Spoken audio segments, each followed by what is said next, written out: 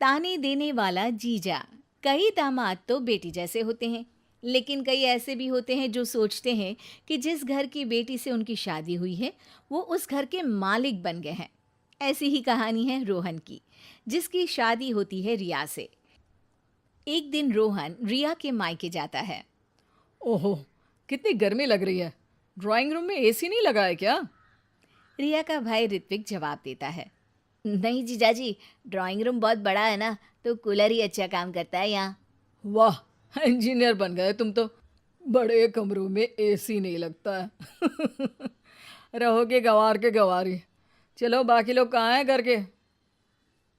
रोहन तुम बैठो, मैं पानी लाती हूँ। माँ मंदिर गई होंगी और पापा दुकान पर। वैसे भी हम लोग आज अचानक आ गए हैं ना यहाँ पर। हाँ हाँ, कोई बात नहीं, बैठो। साले साहब आप भी बैठो। और बताओ, दिन भर हवा हवाइया ही रहते हो या ज़मीन पर कुछ काम वाम भी करते हो? वैसे बुरा न मानना, तुमको देखा होता पहले ना तो तुम्हारी दीदी से कभी शादी ही ना करता। ऋत्विक को इस बात का बुरा लगता है, लेकिन वो बिना कुछ कहे वहाँ से चला जाता है। तभी वहाँ रोहन की सास आ जाती है। रोहन उनको देखते ही खड़ा हो जाता है। अरे मम्मी जी, ले आया हूँ आपकी बेटी को। रखो अब 2-4 दिन, फिर मत कहना कि बेटी को भेजो, बेटी को भेजो। बड़ी मुश्किल हो जाती है वहाँ पर। अरे बेटा, बिटिया अपने घर तो आएगी ही, खासकर एक शहर में है तो क्यों नहीं। अरे तो फिर शादी क्यों की? रखी रहती घर पर ही। सास को रोहन की बात अजीब लगती है, लेकिन दामाद जो ठहरा, बोलती भी तो बोलती क्या। अच्छा मजाक कर लेते हो बेटा। खैर बैठो, मैं चाय नाश्ता लगाती हूँ। अरे ना मम्मी जी ना, चाय नाश्ता वाला दामाद नहीं हूँ मैं। बहुत काम है, चलता हूँ। वैसे भी गर्मी बहुत है आपके घर। ये बोलकर रोहन वहाँ से चला जाता है। रोहन की इस आदत से परेशान तो सभी होते हैं, लेकिन घर का दामाद होने के कारण कोई उसे कुछ नहीं कहता। एक दिन रिया और रोहन एक नया घर लेते हैं, जहाँ गृह प्रवेश की पार्टी होती है। सभी के साथ रिया के मायके वाले भी वहाँ आए होते हैं। अरे ऋत्विक, कैसे हो? कई लोगों के सामने रोहन ऋत्विक यानी कि अपने साले से हालचाल पूछता है। ठीक हूँ मैं जीजाजी, आप सुनाइए। हम सुनाते नहीं, दिखाते हैं। देख रहे हो ना इस आलीशान मकान को? अकेले के दम पर खरीदा है। तुम्हारी तरह नहीं, बाइक उठाई और हो गए हवा हवाई। ऋत्विक को गुस्सा आ जाता है। तभी वहाँ रिया आ जाती है। रिया भाई की बेइज्जती देखकर सभी के सामने कहती है, मेरा भाई देश की सबसे अच्छी कॉलेज से इंजीनियरिंग कर रहा है। अभी वो छोटा भी है, जब आपकी उम्र तक आएगा तो ज़रूर इससे भी अच्छा करके दिखाएगा। ये बोलकर रिया अपने भाई को लेकर चली जाती है। दिन और साल बीतते जाते हैं और अब ऐसा दिन आता है जब रोहन की बहन राधिका की शादी होती है, एक बड़े ही संपन्न घर के प्रशांत के साथ। रोहन रिया के माता पिता से कहता है, देखा, मेरी बहन की शादी कितने बड़े घराने में हुई है। प्रशांत एक बड़ा ही सुशील और संस्कारी लड़का है, बिल्कुल मेरे जैसा। आप लोगों को भी ऋत्विक को अच्छे संस्कार देने चाहिए थे। अब देखिए, आप लोगों को कितनी परेशानी है। रिया की माँ क्या कहती है। हाँ, आप ठीक कह रहे हैं दामाद जी। तभी वहाँ प्रशांत आ जाता है। अरे रोहन, ये चाबी लो, मेरी कार को ज़रा साइड में पार्क कर दो। राधिका जिद कर रही थी, भाई भाभी को देखने का मन कर रहा है तो आ गया, वरना छोटे घरों में तो मेरा दम घुटता है।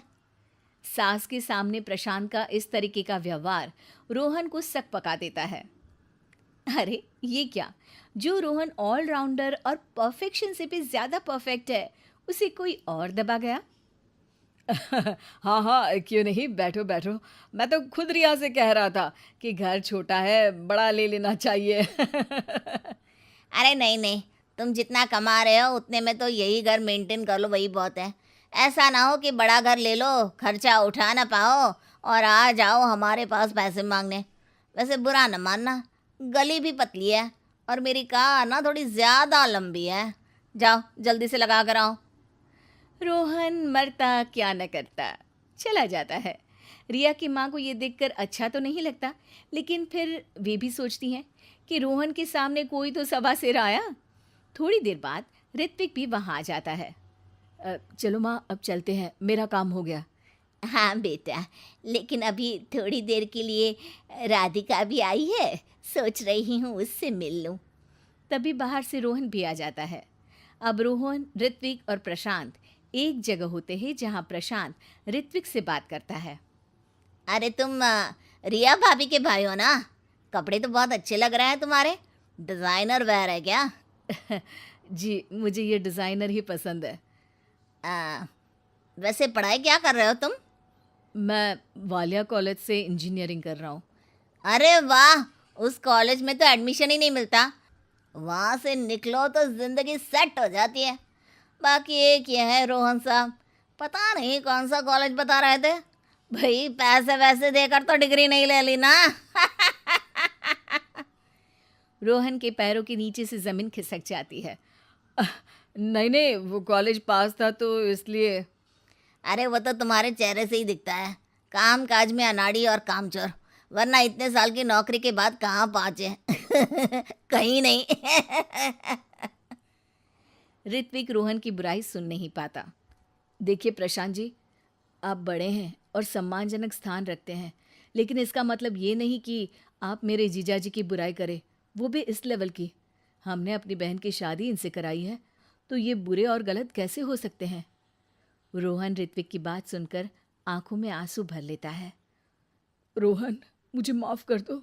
यही व्यवहार मैं तुम्हारे साथ भी करता आया, लेकिन फिर भी तुमने मेरे सम्मान की सोची। जीजाजी और प्रशांत जी, एक बात बताता हूँ।